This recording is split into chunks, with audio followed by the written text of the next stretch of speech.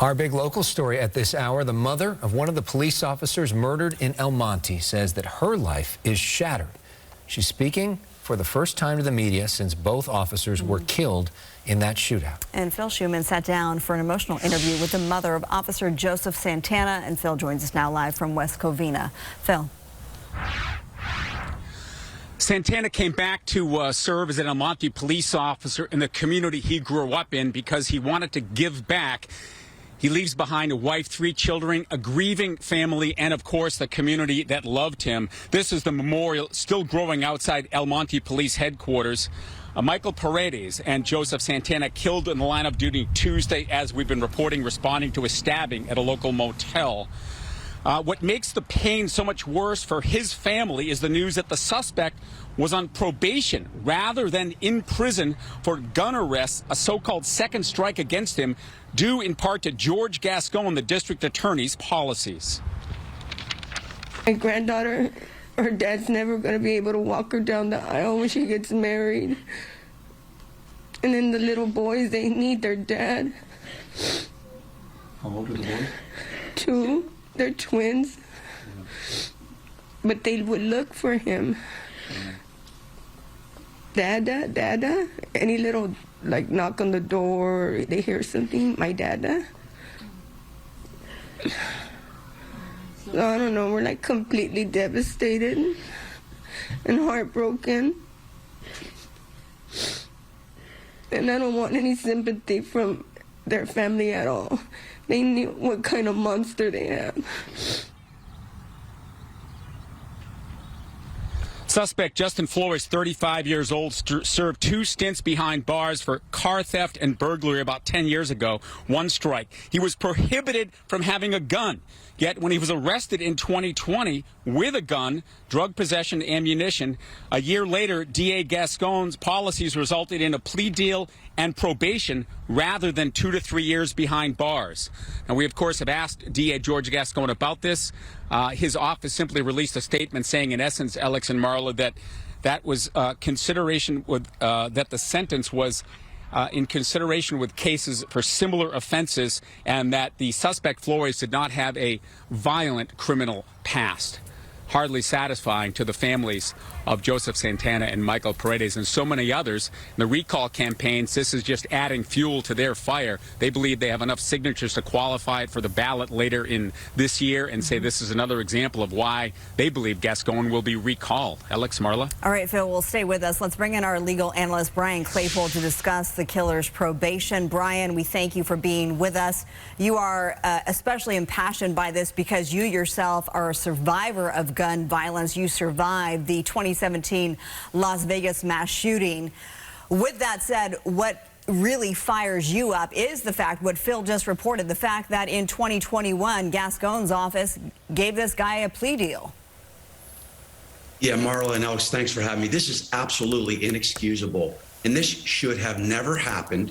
It's heartbreaking to hear that mom talk about her son. Imagine the wives and the children. But guess what? If George Gascon had done his job and followed the law, these 2 police officers would be alive. Why?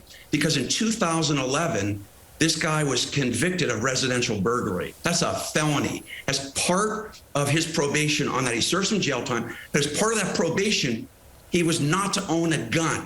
Then in 2020, he's arrested for owning a gun, ammunition, and methamphetamine. Well, guess what? Where did he get that gun? Has anybody investigated that in Gascon's office? But let's put that aside. Why did Gascon's office then dismiss the first strike, the residential burglary, right? And then tosses out the ammunition charge, tosses out the methamphetamine charge, and hands this guy a day camp pass for probation? Gascon should have actually elevated these charges because this murderer had violated probation from 2011 because he owned a gun. This is just flat out unacceptable in LA County. People are sick of it. They're tired of human beings like these police officers being used as guinea pigs for Gascon's social experiment to promote his radical left-wing agenda. Well, of course, when Gascon first came into office, he made a big deal about how he was going to have all this data to prove that his agenda works. He said he was going to come on our show all the time to talk about it and show proof of the data. He hasn't come on once since in over a year and a half. We wish that he would hold a press conference today and actually explain what he means. Point it out.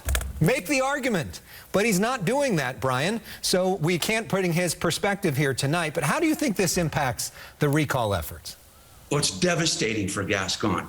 At a time when 2 police officers are murdered and their families are impacted and people want to curb gun violence, and he doesn't even put his face in front of your camera and give an explanation to the community. And on top of that, I read an article that 2 law enforcement officials had reported to the LA Times that he allegedly put a lock on the disposition report that had dismissed that prior strike. I don't know if that's true or not, but that doesn't promote any transparency at all. It doesn't give anybody in LA County a feeling that they are safe. And this has to stop. And Alex, one more point. You can't do a cookie cutter approach. Oh, this guy wasn't that violent. That's his excuse. What criminal history record has Gascon been reading?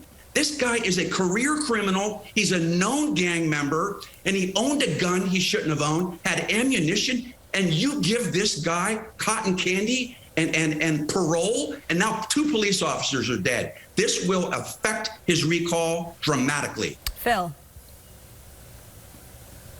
Well, I understand your outrage, and having covered Gascon in the rare times that he does make himself available to reporters, his simple explanation is that tougher sentences do not deter crime, and that we need to do more to give people second chances and rehabilitate them than giving them long prison sentences where they just become more expert in breaking the law. So that would be his explanation, if I could speak for him. That is certainly no consolation to the families of Paredes and Santana, but is there any validity in that, Brian? It's a bunch of garbage. It's a bunch of fiction. It's just meant to promote this big radical agenda, Phil, so that he can promote his political career and try to be a hero for his career. There's no data that supports that a known gang member who's committed felonies, there was a report, Phil, that he allegedly had beat up a female in the last couple of weeks too. Did you hear about that? And this guy, you think this guy that killed these 2 police officers is capable of being rehabilitated? Put him on probation again. Let's see some more people killed. Is that really the society we live? This is an uncivilized society. Our sheriff has been doing a great job the last few years trying to arrest these crooks, and he can't make any headway because our DA lets them out with a hall pass so people are killed. It's just got to stop. Well, Brian, I think we understand your point of view tonight. Yes. Phil, we appreciate your reporting today. And again, we hope the DA will come on and share his perspective. Brian, thanks so much. You bet. Thanks for having me.